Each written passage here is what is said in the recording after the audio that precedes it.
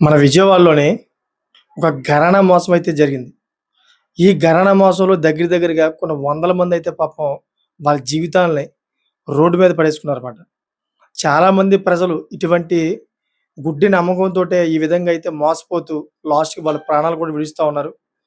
అటువంటి సంఘటన అంత విషాదకరమైన సంఘటన మన విజయవాడలో జరిగింది. అదేంటనేది పూర్తిగా మనం తెలుసుకుందాం. ఒక షామీ అల్లా అని చెప్పేసి ఒక కంపెనీ పెట్టారన్నమాట కొంతమంది. దగ్గరగా ఒక 5, 6 కలిపి పెద్దలందరూ కూడా కలిపి పెట్టారు. సో, ఈ కంపెనీ ఏంటంటే ఎక్కువగాను ప్యాకింగ్ గట్టా చేస్తదని, అంటే కంపెనీ నుంచి ఏదైతే మెటీరియల్ ఉంటాయో వాటిలకి ప్యాకింగ్ చేసి వాళ్ళకిస్తదని, దీంట్లో ఇన్‌కమ్ వస్తదని, అంతేకాకుండా చిన్న చిన్న ప్రొడక్ట్‌లు కూడా ఇది తయారు చేస్తదని చెప్పేసి విజయవాడ పరిసర ప్రాంతాల యొక్క ప్రజలందరూ కూడా నమ్మించారన్నమాట వీళ్ళు. సో, ఎప్పుడైతే ఇలా నమ్మించారో వాళ్ళు కూడా నమ్మారు. నమ్మి ఆ సంస్థలోని ఎక్కువ వడ్డీ వస్తదని చెప్పేసి ఆ సంస్థలో అయితే డిపాజిట్‌లన్నీ కూడా చేశారు వీళ్ళు. ఒక్కొక్కళ్ళు వచ్చి దగ్గర 10-15 లక్షలు. అంతేకాకుండా కొంతమందయితే ఏకంగాను వీళ్ళు కట్టిందే కాక మళ్ళీ ఇంకొంతమందికైతే తీసుకెళ్ళి చాలా మంచి సంస్థ అని చెప్పేసి ఈ విధంగా కొంతమంది ఉంటారు కదా! వాళ్ళు ములుగుపోగా మళ్ళీ కొంతమందిని తీసుకొచ్చి ములగబెడతారు. మీకు తెలుసు కదా! ఊర్లో ఉన్నదది. దీంట్లో ఎక్కువ శాతం ఏంటంటే మధ్యతరగతి కుటుంబస్తులే ఎక్కువ ఉంటారన్నమాట. ఎందుకంటే ధనికులు ఎక్కువ ఎక్కువ అటువంటి మైండ్ సెట్‌లో వెళ్ళరు. ధనికులకు తెలుసు.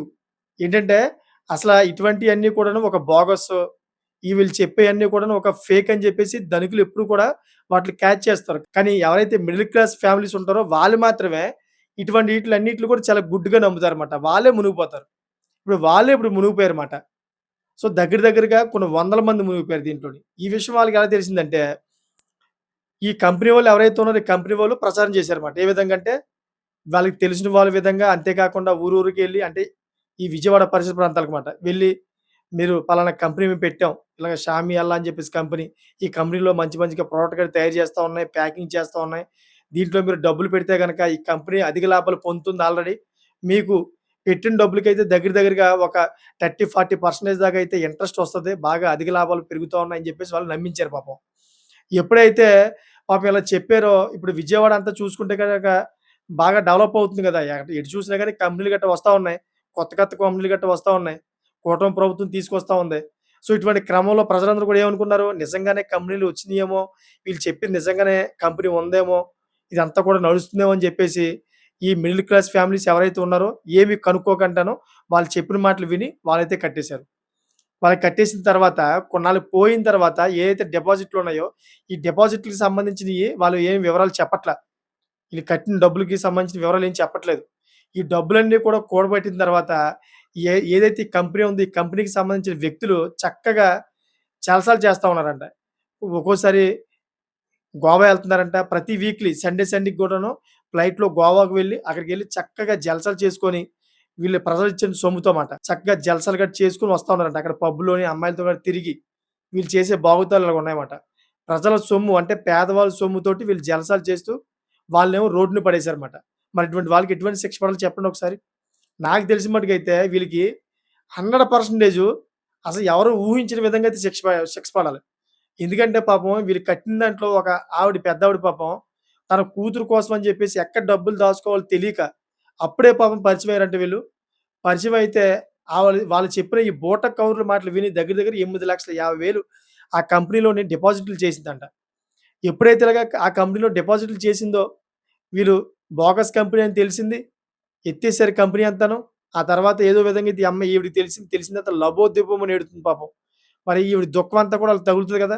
100% దీని మీద అయితే పోలీసులు ఫోకస్ చేసి ఆ ముఠా ఎవరైతే ఉన్నారో ఆ ముఠా అందరూ కూడా కఠినమైన శిక్ష పడాలని నేనైతే కోరుకుంటున్నానన్నమాట. ఎందుకంటే చాలా దారుణం. పాపం మిడిల్ క్లాస్ ఫ్యామిలీస్ ఎవరైతే ఉన్నారో చాలా అమాయకులు వాళ్ళందరూ కూడాను. వాళ్ళకేం తెలీదు పాపం.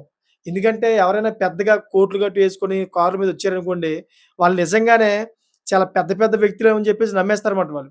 అటువంటి అమాయకులు మిడిల్ క్లాస్ ఫ్యామిలీస్. అటువంటి మిడిల్ క్లాస్ ఫ్యామిలీస్‌తో ఈ విధంగా ఆడుకోవడం కరెక్ట్ కాదు.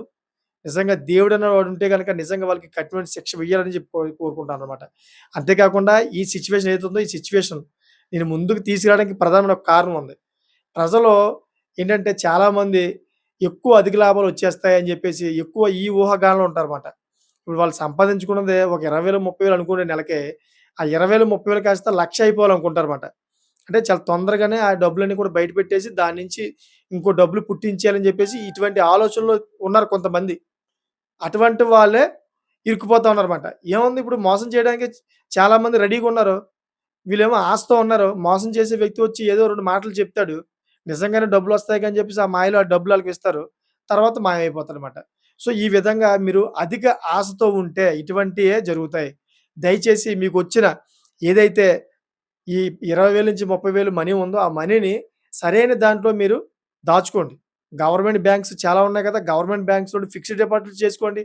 చక్కగా లేకపోతే మీ ఆడపిల్లుంటే ఆడపిల్లలోని సుకన్య యోజన కట్టుకోండి. ఇలాగ మంచి మంచివున్నాయి. మ్యూచువల్ ఫండ్స్ అని చాలా చాలా ఉన్నాయి. ఇటువంటియన్నీ కూడా కట్టుకోండి చక్కగాను. ఎవరో ముక్కు మొఖం తెలియని ఒక రోడ్డు పోయే దానయ్య వచ్చి చెప్తే, వాళ్ళ కంపెనీ అని చెప్తే అబద్ధం ఆడితే ఆ దాంట్లో మీరు పెడతా ఉన్నారు. మరి ఇది ఎంతవరకు కరెక్టు? మీరు మోసపోతారు కదా!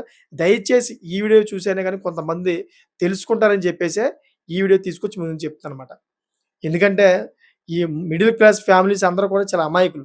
ఎవరు ఏం చెప్తే ఆళ్ళే ఇంటారన్నమాట. అందుకనే ఈ వీడియో చూసిన తర్వాత ఎంతో కొంతమందైతే ఇటువంటి మోసాల నుంచి బయటపడతారనే ఈ సిట్యుయేషన్ తీసుకొచ్చి చెప్పాను. సో, అందరూ కూడా బయట పడతారని కోరుకుంటున్నాను. అటువంటి మోసాలైనా ఎదురైతే గనక.